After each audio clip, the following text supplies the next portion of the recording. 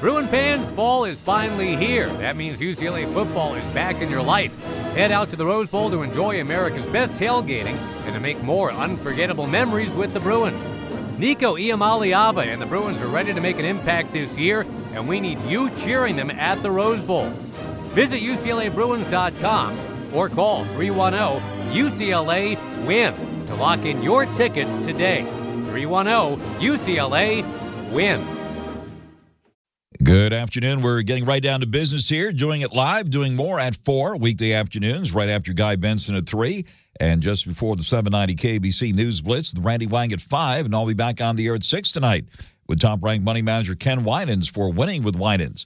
Right now it's Mottek On Money, live on the air, 790 KBC, streaming live online worldwide at kbc.com, and, of course, the on-demand Mottek On Money podcast, kbc.com, Apple, iTunes, YouTube, all your favorite podcast platforms. Now, we got a mixed and record-shattering start to the new week on Wall Street today on day 6 of the U.S. government shutdown. The Dow slipped slightly from its all-time high, but the NASDAQ and the S&P 500 advanced to new higher highs. The Dow slipped 63. The S&P 500 closed up 24. The NASDAQ gained 161 points. The price of gold hitting another record high today, getting close to $4,000 an ounce. And so-called digital gold, Bitcoin, and other cryptos also hit record highs today. I'll talk gold later this hour with Barry Stuppler, founder of STUPPLER & Company at Mint State Gold in the San Fernando Valley. Barry Stuppler is also former president of the American Numismatic Association. Bitcoin hitting record highs today. Looks like it got as high as 126,272 intraday today and is hovering at around, let's see here, around 125,000 as we speak, 125,300 or so. Expectations that the Fed will lower interest rates have helped spur a general investor pile-on into risky assets lately. Some analysts tying the rally to the government shutdown and fears that political dysfunction could erode the value of the dollar. We'll talk more about that later this hour as well. On the critical Middle East peace talks underway and tomorrow's painful second anniversary of the Hamas terror attack on Israel, I'll discuss the latest news with Middle East expert Dan RAVIV, former network news correspondent, author of numerous books, including Spies Against Armageddon, Inside Israel's Secret Wars, and Every Spy a Prince. He also hosts the weekly podcast, The Mossad Files. Dan RAVIV will be joining me live later this hour. Looks like President Trump says he's pretty sure there's going to be an agreement between Israel and Hamas on his plan to end the war in Gaza, according to the latest reports. Another jolt in the artificial intelligence outlook today with AMD announcing it signed a multi-year deal with OpenAI to supply chips that'll bring in tens of billions of dollars in annual revenue. AMD stock soaring today at more than $39 to $203 and change. And a big merger deal in the banking business right out of the gate today. Fifth Third Bank is acquiring Comerica Bank in a deal valued at nearly $11 billion, marking the latest effort by regional lenders to bulk up and compete with the big banking giants, i.e. J.P. Morgan Chase and Bank of America. It looks like Comerica Bank got a boost on that news. Comerica is based in Dallas, by the way, has more than 350 branches, including some here in California. Fifth Third is based in Cincinnati and has about 1,100 branches in the Midwest and the South. The earnings parade continues. We'll be getting third-quarter earnings of this week from PepsiCo, Delta Airlines, and Levi Strauss. Despite mounting concerns over a government shutdown and new warnings of an AI bubble, strategists across Wall Street say there's still upside for equities heading to the year-end, including Edward Yardeni, veteran market watcher, used to be on Wall Street Week with Louis Rukeyser, president of Yardeni Research, raising his S&P 500 target to 7,000, describing the current rally as a slow-motion melt-up fueled by earnings resilience and further support from Fed rate cuts. Well, joining us live now on Your Money, the markets, the economy, gold, crypto, and the whole works. Joining us live, top-ranked money manager Ken Winans, president and chief investment officer at Winans Investments at WINANSinvestments.com. Ken Winans, also a market historian, author of numerous books, also a Forbes magazine contributor. And most importantly, he's host of Winning with Winans, heard every Monday evening at 6 p.m. right here on your favorite station, 790 KABC. Ken Winans, thank you very much for coming to the line here this afternoon. My pleasure, Frank. And boy, we have a lot to talk about today and certainly tonight as well. You know, it's interesting with all the talk about the strength of the NASDAQ, the strength of tech. I'm equally impressed with the quality of this rally from the standpoint of looking at the mid-cap stocks and the small-cap stocks. They had been lagging all year. It was a big concern for those of us who were thinking maybe this was going to get to be a pretty volatile downside situation going in earnings. But here we're looking at the Russell 2000. It had a positive day, but it's up 11% on the year. And the S&P 400 mid-cap stocks are up 6% on the year and up today as well. So all this talk about the rally narrowing, I disagree with that. I see the rally broadening out, and that's critical for this to sustain itself going into next year. All right, so broad that gold is at a record high, Bitcoin at a record high, silver knocking on the highest it's been since 1979 and might blow past its all-time high. What about those important milestones today as well? You know, the trend is your friend, Frank, and these things have been on a tear. Of course, you and I have been talking about gold and silver for a couple of years now, but it is quite impressive to see Bitcoin hitting a new high today. You know, not just Bitcoin itself, but also the ETFs that track it. And certainly the same with gold and silver ETFs. So, you know, I feel I'm getting asked a lot of the audience who have been very late coming to the party with gold. I do still think there's room with gold, but I would just say this. If we're going to have a good holiday season, I have a feeling jewelry will be one of those items that people will buy. And if that is the case, demand for gold and silver will continue. Typically, from a seasonal standpoint, gold and silver don't have big problems until after the holidays, typically around February. Seasonally, they both have a pullback then. But no, there's plenty of things to buy that make sense. But there's one rule that I'm just going to give a cautionary tone, Frank, that we are just basically a week out from the banks, starting with J.P. Morgan, start having the big bank earnings. And I do think, although I disagree with when people talk about the valuations of the market being in bubblish territory, I agree they're trading at a premium. And in my own research, when I look at older companies, the valuations on companies have been trading for over 40 years. They're vastly different than when you're hearing about with the Magnificent Seven. But with that being said, any company that does not show good actually perfect numbers, I think is going to get mauled badly going into October. So although I think the rally will be intact, people need to get prepared that, one, have your list ready to go of what you might want to buy going through this October, but also this is not the time to be holding pets. If the earnings are bad and it's lagged this year, it's time to get rid of it. On their live with top-ranked money manager Ken Winans, one big surprise after another so far this year. Ken, September surprised on the upside with that record-shattering streak continuing, and here October is getting off to an impressive start. As a market historian, I'm sure you've noticed also a lot of unusual things this year. Well, it's interesting. The September month especially was very unusual because even for it, going back to 1970, for a good year, not just any year, but a good year, that was the best September we've had since 2010. So you're having to go way, way back. September, I know September has a very bad reputation. Of course, many of us do remember the downside actions of October during 2008 and certainly 1987. But the reality of it is October typically ends up being a pretty good month that leads right into a very strong November, December, and January from a historical standpoint. So again, I think that what could cause this melt up to continue is that there was so much money that went into money market accounts after the hiccup in this April, with especially people just having concerns about everything. Now that those money market rates have dropped down so far, so fast, and probably going to come down even further when the Fed continues to drop rates, you're now getting money market rates that are no longer keeping up with general levels of inflation. I think that money is going to be moving into the markets. It's going to be moving into risk assets. And then one final thing that's so critical, you got to talk about foreign buyers. I know we talked about it last Monday on Winning with Winans, that, simple fact is foreign ownership of U.S. assets hasn't been this high since 1969. That is a big deal. And that's in spite of the fact that the dollar is lower than it was, but the dollar is now stable even at a reduced level. So there's a lot of pretty good news out there, Frank. On your live with top-ranked money manager Ken Winans. And Ken, what about the cryptos here now? You have your crypto credentials too. Looks like Bitcoin got as high as above 126 today, 126,370 or so. Where do you see Bitcoin go from here? Well, it's interesting about Bitcoin. Again, looking at it as a technician, which is what I am. I mean, it is very clearly it held up to its trend lines, meaning that it's beginning to move up. It looks to me like it went through as it did. About 6 months of consolidation, people were absorbing the massive run that it had last year, early part of this year. And now with these new highs, as you talked about, that is going to propel a lot of new money. People that were waiting for the breakouts in Bitcoin, they're going to start going after it. And I also think, too, look, you can fight this all you want, but the reality of it is there's more talk coming out of the SEC. There's a lot of talk coming out of foreign government regulatory agencies.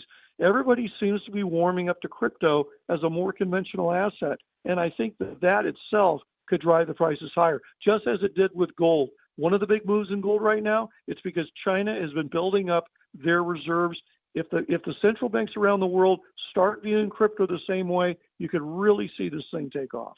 Very interesting. Mercifully, oil has held pretty low, below $62 a barrel here at the moment. Looks like the oil countries are expanding their oil production at a time of tremendous geopolitical nervousness, including in the Middle East, which we'll be talking about later this hour. What do you see ahead for energy prices here? Seasonally, crude oil in the fall does pull back. I mean, it's not unusual to come off the summer season. You go into the fall season, the demand dries up a bit. That's not a surprise. And you're right. I mean, there's just a lot of countries around the world that are pumping oil, and because they need to for their own revenues. As a commodity trader, I'm right now very neutral on crude. I would not necessarily be jumping into it, but you're right. I mean, it's one of those things that's keeping the inflation cover in check, even with all the things that have been going on in the land of tariffs. So I think, again, as long as that doesn't take off and we still have negotiations going on with trade deals around the world, that will be a positive. One other quick thing. You never want to forget about our neighbors to the north. They're a major producer of crude oil and natural gas.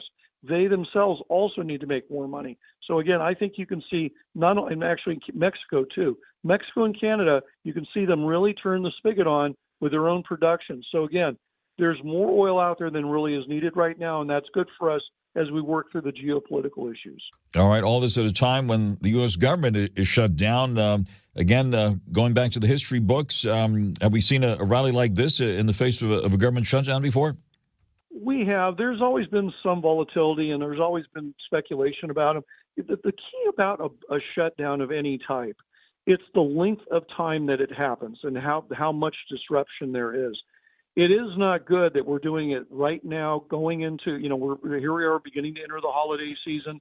That is not a good time, especially when you start thinking of things like air traffic controllers and certainly other what we would consider essential services for the holidays. But I think, again, there's rumor coming out tonight that the Trump administration is going to be further negotiating with the Democrats. We'll see how that all plays out. But the fact the market's going up, the focus is on earnings. It's not on the government shutdown. All right, so we're watching that, and we have a big merger deal today. This one in the banking sector. Looks like Fifth Third Bank, based in the Midwest, taking over Comerica Bank, which has a presence here in Southern California. What's your reaction to this big banking merger here today? I think you're going to see more of them, Frank. I think it's amazing to see the number of, whether, companies are going private, whether, certainly what we saw with AMD, with that huge deal with OpenAI, or flat out mergers. If you are an M&A type of professional, you are feeling like you're going back to the boom times. Again, another example of why everybody talking about these unbelievable valuations. I don't see it that way. You would not have these deals going on. You're not saying the stocks are cheap, but maybe there's a different way to value instead of the revolving door of companies going in and out of the S&P 500 or the Dow Industrial Average. It's very hard to gauge valuation when you're constantly changing the components within an index. But I think it goes to show some very smart people are making very savvy moves. On there live with top-ranked money manager Ken Winans at winansinvestments.com. And what about going back to the Mag 7 here? We see NVIDIA pulling back from its recent all-time high, but Tesla got a pop today, up around the 453 I see here. Apple at around 256. Oracle, which has been all over the place, up near more than 5 today at 291 and change. NVIDIA down 2 and change to 185. What are your thoughts here on the big tech names here? The tech that actually caught my eye the most today was Palantir. PLTR. I mean, we talk about the Magnificent Seven, but I think you're going to have to give this stock honorary mention within that group. It's up 137% this year alone. It's been on a tear. It's one of those, I love those kind of stories where everybody knows who it is, but they don't typically focus on it. I think, again, it's going to be real interesting to see what plays out in tech as we go through earnings season. Again, with the Mag 7, Apple's finally rebounded from its lows, but still pretty much near a break-even point for the year. I think when you look at those kind of stories, you're gonna begin to say, look, there's hot and there's not. And as you go through earnings, we'll find out if these stocks hold on to those valuations. But another one that has just been flying is Amphenol, which is primarily a maker of cables and connectors. It's boring, but those kind of things are needed when you talk about a lot of these new computers. So again, Frank, pre-earnings jitters. Let's see how this plays out. But I think once we get through October and November, we'll have a better gauge of who is really going to be pulling the cart in tech land. Interesting. And in the background, we didn't get the jobs report on Friday because of the government shutdown. What about the economy? Your take on what's happening on the jobs front and inflation? And it is to be noted the yield on the 10-year note suddenly popped back up to 4.15%, and mortgage rates have been on the low side lately as that yield had come down. What are your thoughts on those things? Here's my take on the jobs reports. There are private sector groups you can turn to get data on basically where the general economy is going. My problem with the government reports this year, when you look at the DOGE-related cuts earlier this year, a lot of people retiring that were in, the federal government, all these kind of things, I think it's going to muddy the water this year on getting a really pure gauge of what's really going on in the jobs market. There's a lot of reports coming out that college students are having a tough time finding jobs. But again, I bring up, are you trying to get jobs in government or are you trying to get jobs in business? That's a big difference. And so you have to really look at it industry to industry to see what's going on. I will tell you the one other area that I think we all better watch is where we're going to be going with the economy is going to be housing. With the fact that rates finally came down, I'm hoping we're going to get some good news from the home builders as we go through this fall, going into springtime. I think that could be the next catalyst that really drives the economy stronger. But until you have that, it's still a little tough to gauge what's going on with one of those big sectors. All right, let me answer the big question here now. Any specific places where you are putting money now and or taking it off the table? Well, I'm going to, and Frank, you've known me a long time. I'm hardly a gambler when it comes to stock investing, but I've actually been buying, not only am I buying stocks and buying markets, I'm buying it on margin. I think this rally is going to have tremendous power right through January, so I'm putting my money where my mouth is.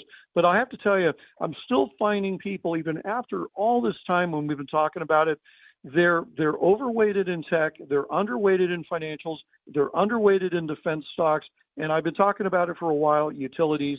Again, I think people need to start thinking about 2026 will be different than 2025, and you need to begin to rebalance your portfolio. But I would not be surprised to see these runs in financials.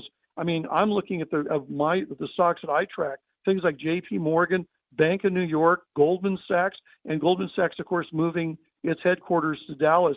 I think you could find a lot of these stocks that really power everything forward going into next year, especially with a lot of these deals coming out. Top-ranked money manager Ken Winans, President and Chief Investment Officer at Winans Investments at winansinvestments.com.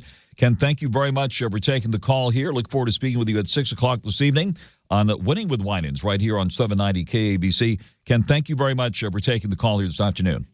My pleasure, Frank. Take care. Thank you very much. And out to the freeways we go now on 790 KABC. Goldfinger, he's the man with the Midas touch. All right, a golden day on Wall Street with stocks, gold, and digital gold. Bitcoin hitting record highs. The Dow did pull back 63 from its record high to settle at 46,695, but the other major averages stand at record highs. The S&P 500, the broadly based index, closed up 24 points, good enough for a new high of 6,740, and the NASDAQ up 161 points, settling at 22,942. The Russell 2K small cap index also hitting a record high. The yield in the 10-year note is back up to 4.15%. Gold today getting close to $4,000 an ounce, and we'll talk about that. We'll talk about it with Barry Stuppler coming up later this hour. Gold of about $6 now at $3,982 and change. Silver is at $44 and change. Silver is actually at 48 and change, 48.41 of 33 cents here at the moment. SLV, the silver ETF, is up 54 cents at the close at 44.06. And we see platinum moving around today, right now hovering at around $1,657 an ounce. We'll talk about gold, silver, platinum, and the whole works coming up later this hour. The price of oil hovering below $62 a barrel. Among the movers today, we see NVIDIA pulling back from its all-time high, down $2 at $185 and change. Tesla got a pop today at more than $23 at $453 and change. Oracle at more than $5 at $291.59. And Apple shares down $1.33 at $256.69. Micron Technologies at more than $3 at $190 and change. iBit, this is one of the ETFs related to Bitcoin, moving up $1.48 at $71.29. Looks like Bitcoin got as high as $126,272 during the course of the day today. Right now it's hovering just above $125,000. Ethereum just below 4,700. Solana at 234 and Doge at the moment at 27 cents. And now the latest news on 790 KABC. Hey, Bruin fans, want to go behind the scenes with your favorite teams and athletes? How about getting exclusive merch and opportunities to enter sweepstakes like sideline access at the Rose Bowl? Introducing Blue and Gold Society, UCLA Athletics fan membership program created to support Bruin student athletes. Members receive benefits like exclusive gear, videos featuring insider stories, and incredible experiences courtesy of UCLA Athletics. Sign up today at blueandgoldsociety.com. Everyone knows the legend of D.B. Cooper, but what if I told you there's an even better story out there? One with multiple aircraft hijackings, prison escapes, and so many twists and turns. I'm talking about the hit podcast, American Skyjacker, which is now an action-packed documentary coming to theaters and streaming this fall. Find out more at www.americanskyjacker.com and listen to the bonus episode of the podcast on October 7th. American Skyjacker. Follow and listen on your favorite platform. Mottek On Money continues here, 790 KABC. The first round of Gaza talks between Hamas and mediators have reportedly ended in Egypt amid a positive atmosphere, according to various reports. Critical Middle East peace talks underway, and tomorrow's painful second anniversary of the Hamas terror attack on Israel. Let's bring in Middle East expert Dan RAVIV now, former network news correspondent, author of numerous books, including Spies Against Armageddon, Inside Israel's Secret Wars, and Every Spy a Prince. He also hosts the weekly podcast, The Mossad Files. Dan RAVIV, thank you very much for taking the call here live with us this afternoon. Absolutely a pleasure, Frank. Thank you very much. We see President Trump pretty optimistic, saying he's pretty sure there's going to be an agreement between Israel and Hamas on his plan to end the war in Gaza. What's the latest news you're getting there? That is really optimistic, no question about it. It's just after 2:30 in the morning where the talks are taking place in Sharm el-Sheikh, Egypt. So it's not even in the capital, Cairo, but at a Red Sea resort, well guarded, a lot of privacy. We understand that Americans are there, including President Trump's trusted mediator, Steve Witkoff, and President Trump's son-in-law, Jared Kushner. On the Israeli side, you have a cabinet minister who is extremely close to Prime Minister Netanyahu. His name is Ron Dermer. And for Hamas, at least one of their leaders is there, apparently came over from Qatar. You have Arab mediators. I mean, this is a really serious Gaza war. No wonder President Trump is optimistic, but it's kind of secretive. Tomorrow might be the big day. Incredibly ironically, the exact second anniversary of the massacres that started this war on October 7th. On the Air Live with Dan RAVIV. Dan RAVIV, a lot of unusual things have happened this year. Unthinkable things have happened. Unexpected things have happened. I remember our last conversation, it was I think you said it was unlikely that there would be a peace deal by the second anniversary, but might it be possible now? Yeah, it really might be. A lot of details to work out. Let's say that both Israel and Hamas really do want to end the war. Hamas apparently under pressure from Qatar especially, but broadly speaking from Arab mediators who've had enough of this war. And some of those Arab countries are willing to pay for reconstruction in Gaza to the delight of President Trump. Israel, well, Prime Minister Netanyahu pressured by President Trump to get it over with. So let's say both sides want to do that. How are we going to arrange the details of freeing all the remaining 48 hostages? Apparently only 20 are alive. And at the same time, Israel is supposed to free 250 convicted Palestinian terrorists and another more than 1,000 Palestinians who were captured during this 2-year war. This work out? Will the Red Cross handle all that? Will there be a ceasefire that will enable an exchange of prisoners? And then will the ceasefire hold? I don't know if it can be worked out by tomorrow, but it is possible. On the live with Dan Raviv, President Trump has threatened Hamas if there's no deal that there would be severe consequences. If there is no deal, what do you think is going to happen? Yeah, President Trump told Hamas that it would be obliterated, and that means he'd be giving the green light to Israel to turn on the military, to pound Hamas even harder. Now, we all know that, unfortunately, in a war, many civilians are killed. And it's estimated that during this 2-year war in Gaza, about 60,000 people have died. Maybe about 1/3 were Hamas militants or fighters, but that means about 40,000 civilians.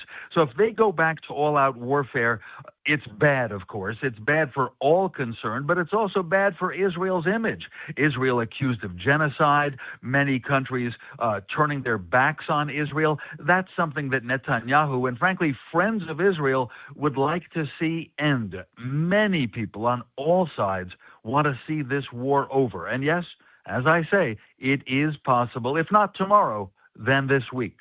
Tomorrow will be an important and sad anniversary. Once again, the second anniversary of the horrific terror attack by Hamas on Israel. How is this going to be marked in Israel? In Beverly Hills, of course, there was that really impressive display of flags here in years past that showing one flag for every person that was killed, mostly Israeli, but people from all countries, including the United States. The United Hatzalah Group also just had a big gala here recently, also remembering those who were lost on October 7th, 2 years ago. Frank, in many American cities, former hostages, people who were freed in the deals that did take place, are giving speeches. And that's certainly happening in Israel, too. The families of hostages still held who are so deeply worried, they are getting together, but they are demanding that Netanyahu take the deal to end the war. So it's a mix between kind of a political activism, putting pressure on Netanyahu, while at the same time remembering all the dead, 1,200 people in Israel killed on that 2 years ago. And since then, frankly, about 2,000 more on the Israeli side. And as I say, 60,000 on the Palestinian side. It's a day to remember the dead. But I've got to say again, it would be very welcome if this week would be the week to end the war. And one other thing, we know that President Trump would love to win the Nobel Peace Prize. And the Nobel Committee in Norway will announce this Friday who is the Nobel Peace Laureate this year. Maybe it'll be Mr. Trump. He says he doesn't expect it, but we all know that he wants it. On the line with Dan Raviv, very good point. Do we know who the other candidates might be who would challenge President Trump for that honor? I personally haven't seen the list, and often the committee, doesn't pay attention to so-called nominations from people, and often the Nobel Committee will choose an organization that's doing some good, anywhere in the world. By the way, there's an expectation that committee, which chose Barack Obama for the Nobel Peace Prize just after Mr. Obama became president, and he frankly hadn't really done much, that maybe that committee doesn't like Mr. Trump. Now, that's just speculation. But, of course, President Trump says that he's ended 7 wars around the world this year. He may be boasting a little more than a person really should, but he hopes that this one will be the 8th. He hopes, and by the way it looks, if the Gaza war ends, it'll be because early last week, President Trump changed the whole conversation, put pressure on both sides, and said all the hostages have to be released at once instead of partial deals. It really did change everything 8 days ago. And certainly what a year it is where a U.S. force was brought to bear against Iran, obliterating their nuclear program. Dan RAVIV, what other fallout have we seen since then? Of course, Iran had supported Hamas on the October 7th attack. What's Iran's status at this point?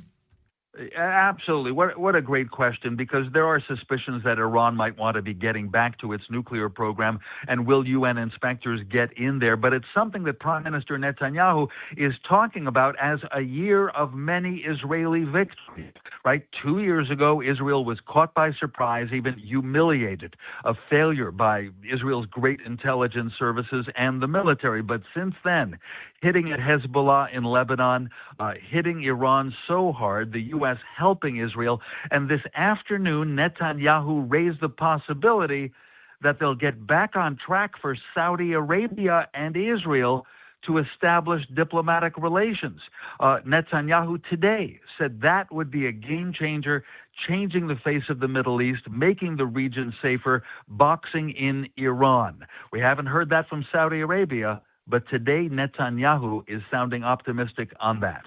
That's very interesting, and it should also be noted OPEC increasing oil production, and mercifully the price of oil has moved below $62 a barrel in the face of all this nervousness and uncertainty. And it seems right now a little less nervousness and uncertainty. And as you say, there is plenty of oil. So that has not become a crisis as many people had feared.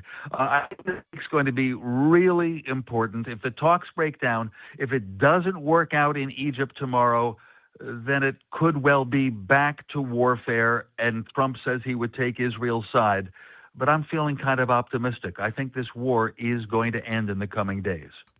Dan RAVIV, anything else coming across your desk that you'd like to bring to our attention since you follow this so very closely? Well, whether it's in the United States or in Europe and other parts of the world, Israel became unpopular, and that also sparked anti-Semitism.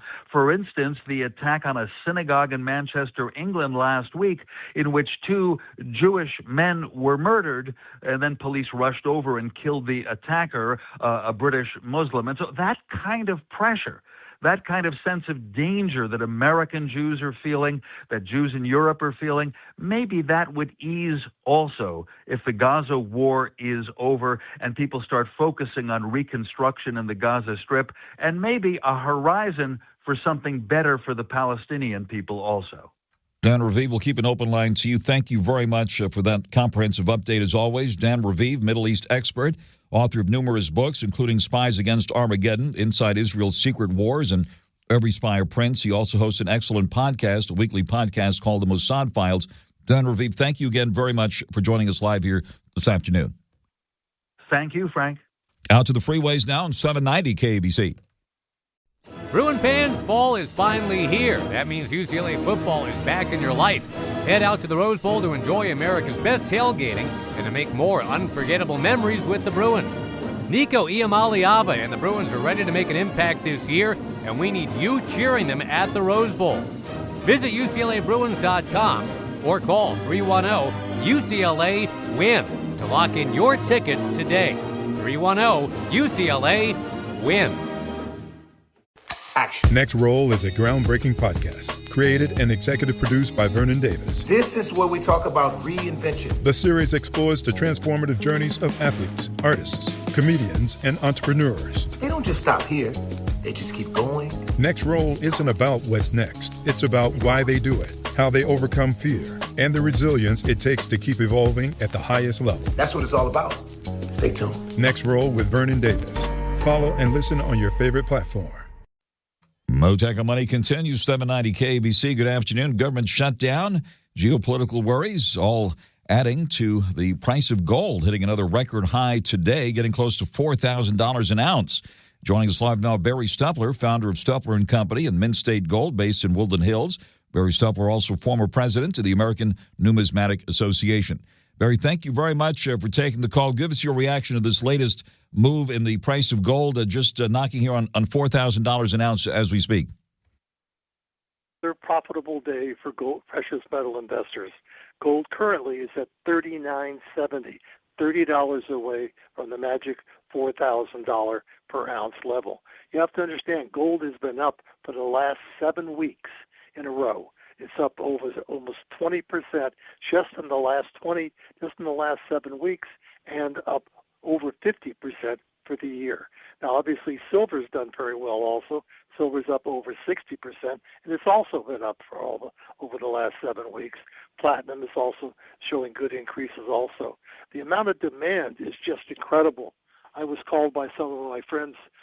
You have to understand, I've done precious metals and rare coins for over 50 years, and I have a lot of friends that are associates that I've grown old with that call me and want to tell me to do something, to watch something or some information. And they told me to watch trading last night, and I did. And it was interesting to watch trading around the globe.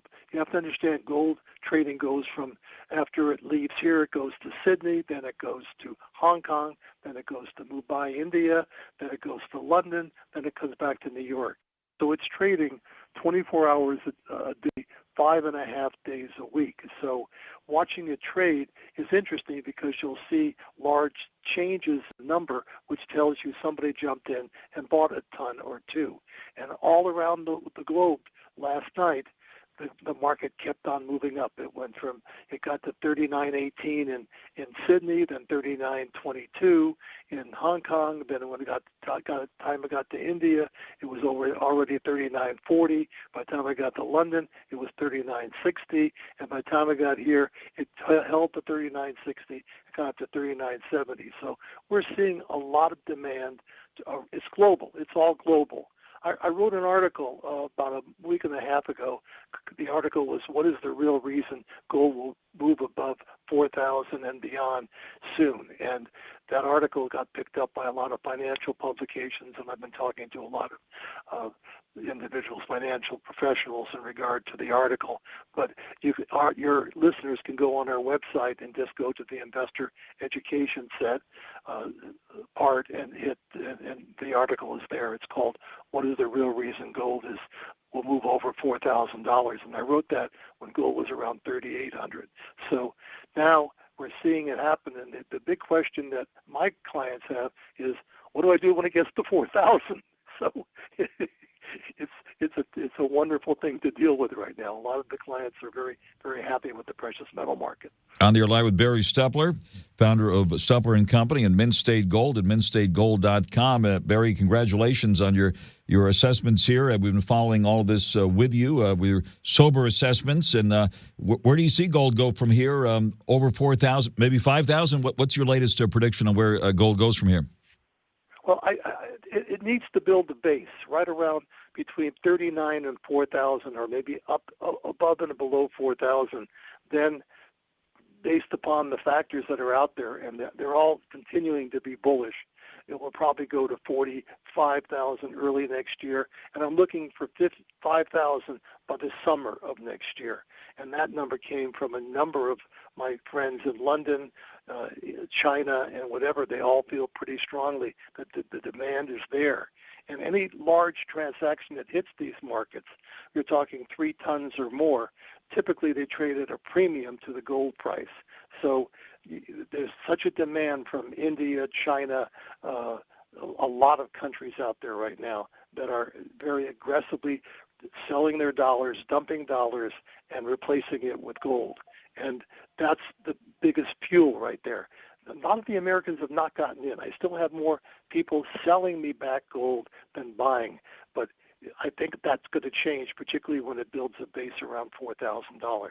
That's very interesting. And what about silver now, about to hit the highest seen since 1979, just below $49 an ounce here? I'm looking at it. What are your thoughts on silver here? Yeah, silver, the high was in early 1980. It was $50.35. That's when the Hunt brothers cornered the silver market.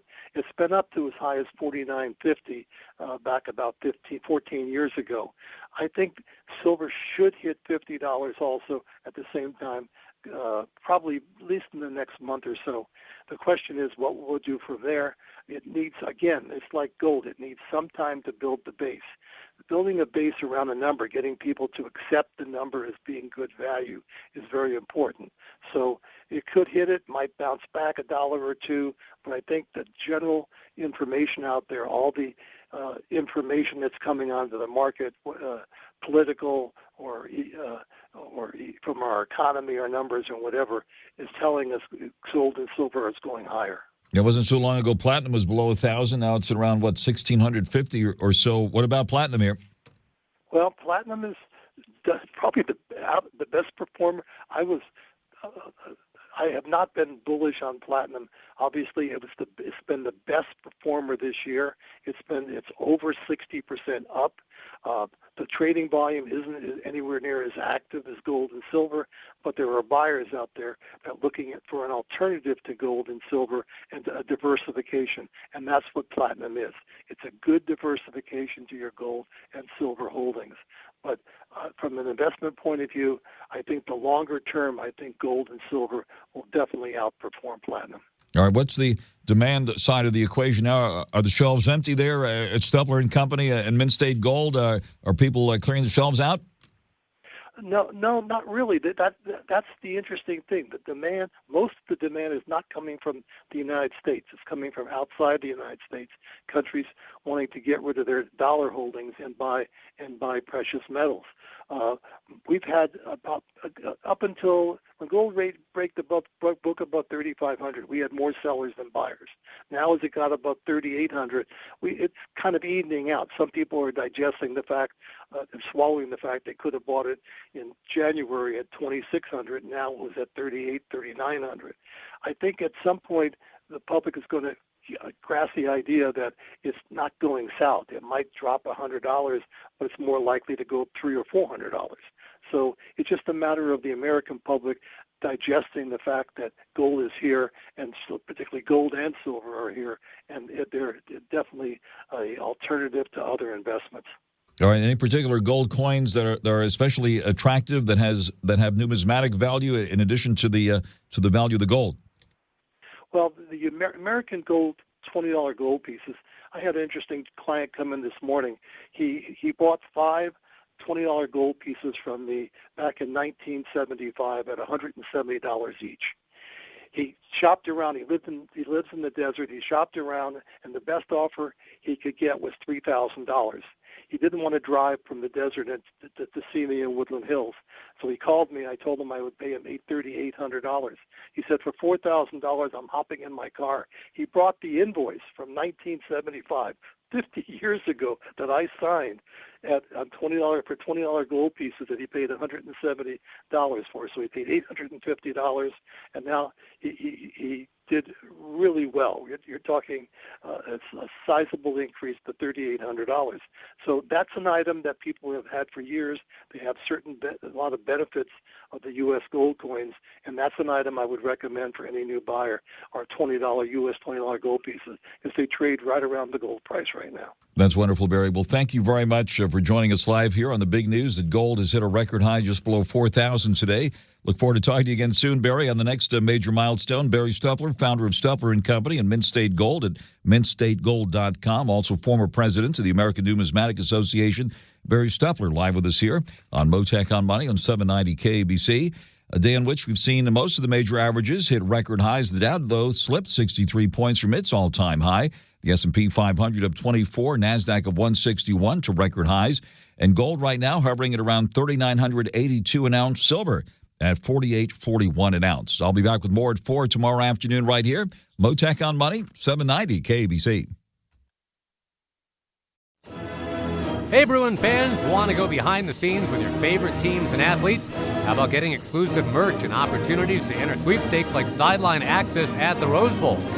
Introducing Blue and Gold Society, UCLA Athletics fan membership program created to support Bruin student athletes. Members receive benefits like exclusive gear, videos featuring insider stories, and incredible experiences courtesy of UCLA Athletics. Sign up today at blueandgoldsociety.com.